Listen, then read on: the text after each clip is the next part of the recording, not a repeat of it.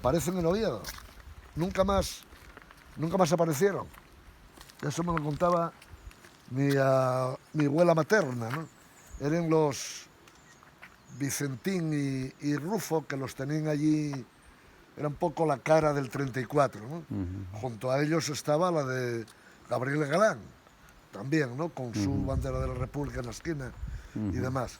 Pero volviendo a la Operación Exterminio, que así se denominó, que se ejerce un nivel de presión intentando liquidar a todos los fugados posibles.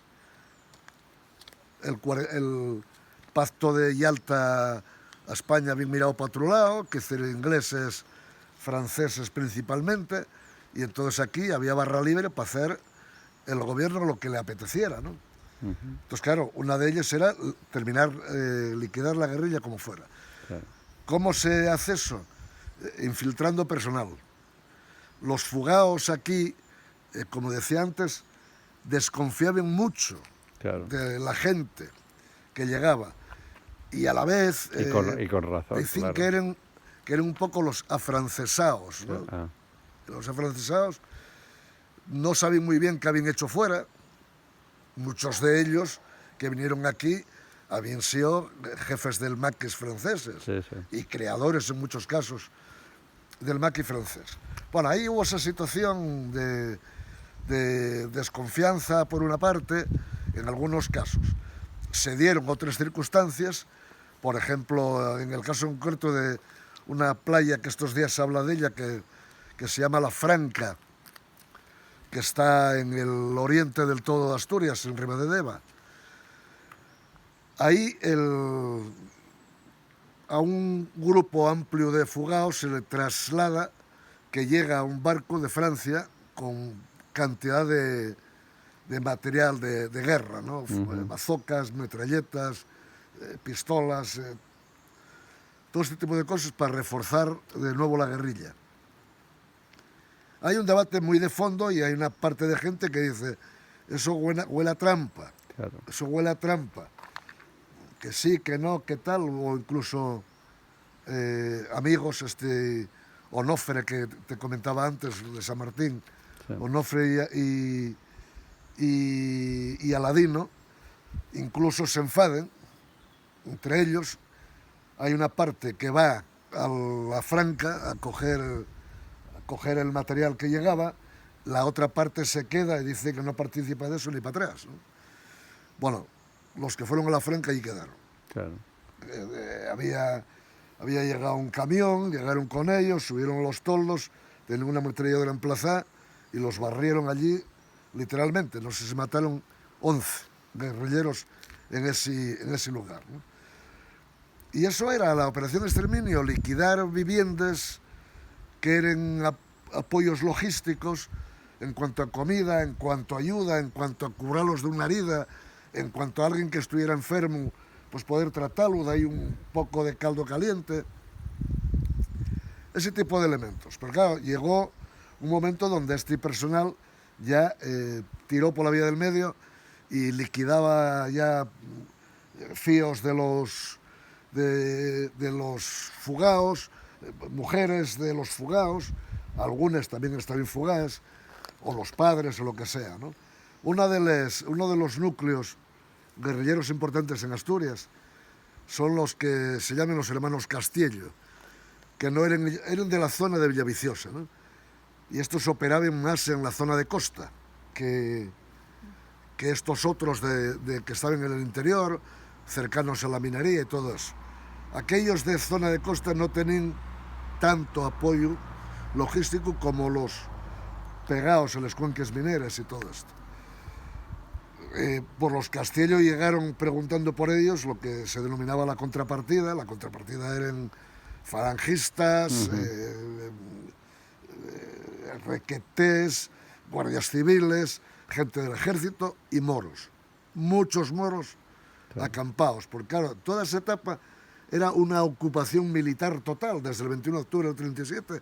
Las cuencas mineras estaban totalmente ocupadas por moros en todos los pueblos metidos y haciendo todas las atrocidades que podían y más. a los Castillo, la última vez que fueron a casa a deciros dónde está fulanito y menganito, ellos dirigían un grupo de guerrilleros en aquella zona, digo, la zona del área de Villaviciosa, Oles y toda la zona de costa. No sabían, o no lo quisieron decir, parece que lo sabían, pero no lo dijeron. Entonces los cerraron dentro de casa y quemaron la casa con ellos. Claro. Así, ¿no? Claro. Esa era la operación exterminio, y así estuvieron, bueno, pues la legión de los cuenques mineros se fue en el año 58. 58. Sí. 58. La legión... O sea, porque la guerrilla acaba en 52, pero ellos mantienen la legión hasta el 58. Mantienen Porque continuamente esa cuestión. Claro, ¿qué es lo que ocurre? Claro. Los fíos de milicianos, de aquellos héroes del 34, del 36, algunos que habían quedado, son los que, una gran parte de ellos, empiecen a trabajar en las minas, empiecen a trabajar, claro. Dicen, falsificando la edad, porque para trabajar en la mina hay que tener 16 años. Todo el mundo sabía que tenían 12, 13, 11, 14. Pero... Por ellos otros 16 y a trabajar a la mina. Claro, toda esta gente que venían de donde venían, padecieron en su sangre todo lo que padecieron.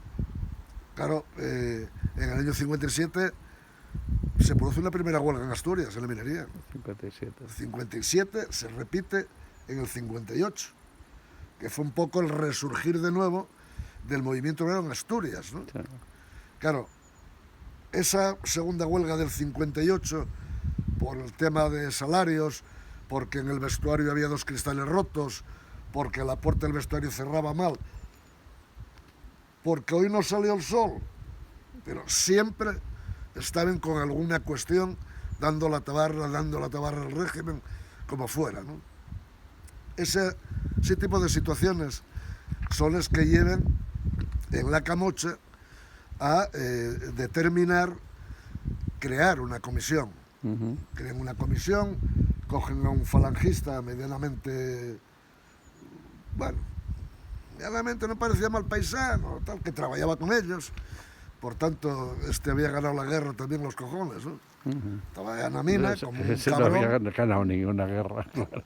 Trabajaba en la mina como un cabrón, como los demás. Los otros pues, Celso y Joaquín Espina eran comunistas, gente del partido.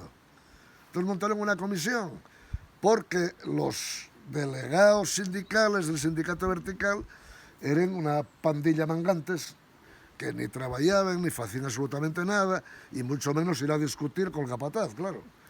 Entonces, por eso, en una asamblea eligieron a esa comisión, a la Comisión Obrera, ¿no? De ahí el nombre posterior de Comisiones Obreras. Bueno, pues este personal, cuando lleguen las siguientes elecciones sindicales y los jerarcas del sindicato vertical ven, claro, estos no los podemos dejar presentarse porque van a ganar por goleada. Entonces vuelven a poner a otros esquiroles, arrastrados, gente de esta, ¿no? Y entonces, a la hora de votar en la Camocha, los tres elegidos más votados, pero con una diferencia terrible, ¿entiendes? Fue Francis, fue Lola, y no me acuerdo quién era la tercera. La mula Francis. Eran 3 mulas. Entonces la gente votó a las mulas. Claro. Y estos salieron con el voto de ellos y de 2 amigos, ¿entiendes? Claro. Entonces todo el mundo optó por votar. Pero totalmente deslegitimados. Porque... Claro, entonces la gente de la mina de la Camocha, del Pozo, dijeron, no, esto no vale, claro, tenemos que negociar con esta comisión, claro, que lleve la voz de verdad de los trabajadores, lo otro no hay por dónde los coger, y claro, con los mules era difícil entenderse, ¿no? Y esta era un poco la cuestión. Hay que tener en cuenta que la Camocha, por otra parte, este es un dato que se habla muy poco de él, la Camocha, a diferencia de la Duro Felguera, que se enriquecieron a costa del trabajo esclavo, porque hubo miles de presos políticos que vivían en barracones al lado De la mina. al lado del pozo, al lado de la caña del pozo, que eran presos políticos andaluces, muchísimos, y extremeños también muchísimos. Algunos castellanos y algún gallego, pero menos. Pues esta gente vivía allí con les mules, ahí estaban, trabajaban 14, 15, 16 horas en el interior de la mina, apenas comían, aguantaban como podían, y de ahí aquella historia que comentábamos, que ellos comían la algarroba les mules. Claro. Claro, con la ignorancia de no saber que si comes algarroba dentro del cuerpo, en un ámbito de humedad, hincha. Claro, va hinchando. Y claro, hubo varios que murieron literalmente reventados de la algarroba que habían comido, ¿no? Pero claro, la fame era tanta que la gente pues tenía que comer algo. Yo digo que a diferencia de la Duro Felguera, que era lo peor de lo peor, los señores de las minas, los ratos de parientes, Sí, abuelos, tíos de los rato, abuelos. o la propia gente de la Duro Felguera, o los Figaredo, que todos están emparentados unos con otros, se cálsense unos con otros y todos y tinglao para que no salga nada de ahí. A diferencia de uno de los hermanos, Felgueroso, en este caso José Manuel, con otros dos hermanos monta la Camocha. La Camocha se monta en 1935. Era una minería distinta, peculiar, ¿no? ¿Qué ocurría?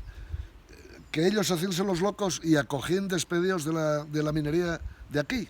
Ajá. Y empezó a llegar gente a la Camocha. Gente de la Camocha que era de la zona de Ayer, de la zona de Mieres, de la zona del Nalón, despedidos del Pozo María Luisa o del Pozo Sotón, gente de esta. Mi padre tuvo trabajo